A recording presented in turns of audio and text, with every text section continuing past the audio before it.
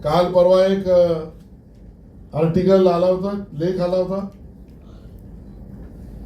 The great Nicobar हे एक बेट आहे, बेट.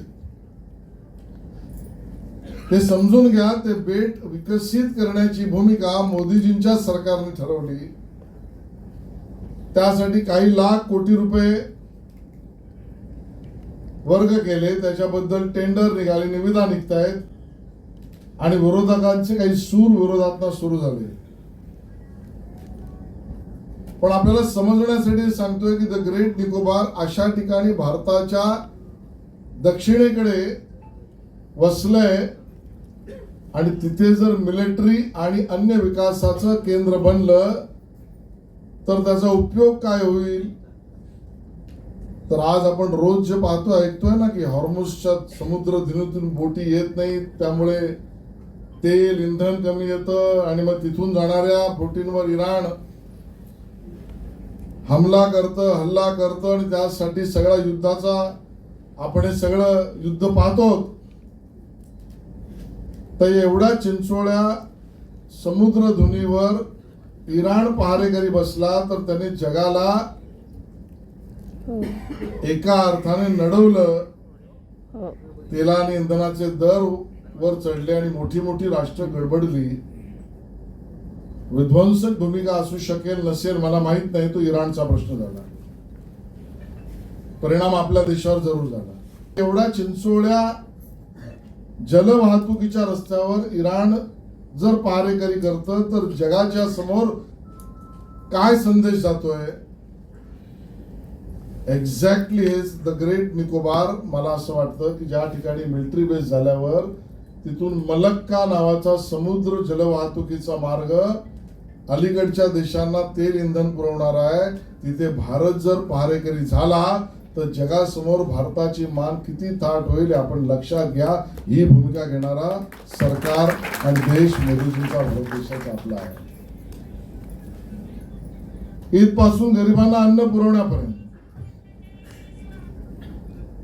इथपासून अणुअस्त्रांच्या निर्मिती बरोबर काही अहवाल असं सांगतात, मला माहित नाही खरं खोटं, की जगातल्या एका मान्यता प्राप्त संस्थेने अहवाल दिला की भारताच्या आता असलेल्या भूमिकेबद्दल आम्हाला आश्चर्य आहे. आणि काय भूमिका. पूर्वी अण्वस्त्र होती पण ती शस्त्रागारात होती, आपली ती धोरणं होती. तो अहवाल असं सांगतो की आता अणुअस्त्र भारताने समुद्राखाली ते सीमेवर 13 ठिकाणी तैनात करून ठेवली आहे. हा देश, ये देश मैं झुकने नहीं दूंगा असं म्हणणाऱ्या मोदीजींच्या नेतृत्वात आता मागे. एकाच वेळेला रॉकेट लॉन्चरवर काम करणं, सॅटेलाइट अवकाशात सोडणं शेकडोने, आणि आजची बातमी आहे थोरियमची पॉलिसी करून थोरियम मधनं सुद्धा वीज निर्मिती करणं.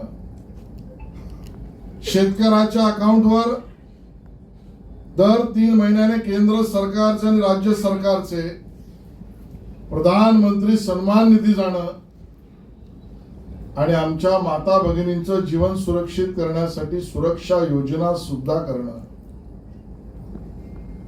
हार्टच्या स्टेनची किंमत कमी करणं आणि आयुष्यमान भारत योजनेमध्ये 5 लाख पर्यंतचा आरोग्य विमा त्याला देणं. युवकाच्या हाताला स्टार्टअप स्टँडअप मधून काही लाख कोटीचं ऋण कर्ज देणं. आणि जगामधला अभिनव प्रयोग हायड्रोजनवर आता आपली रेल्वे सुरू होईल असं पर्यावरण पूरक वंदे भारत ते हायड्रोजनवर चालणाऱ्या रेल्वे पर्यंतचं काम करणं. मी सगळ्या घटना सांगत नाही, सांगण्याचं तात्पर्य विकसित भारताच्या दृष्टीने काम करणारे सरकार हे जनतेच्या आशीर्वादाने आपल्या सगळ्या कार्यकर्त्यांच्या मेहनतीने सुरू झालेलं आहे.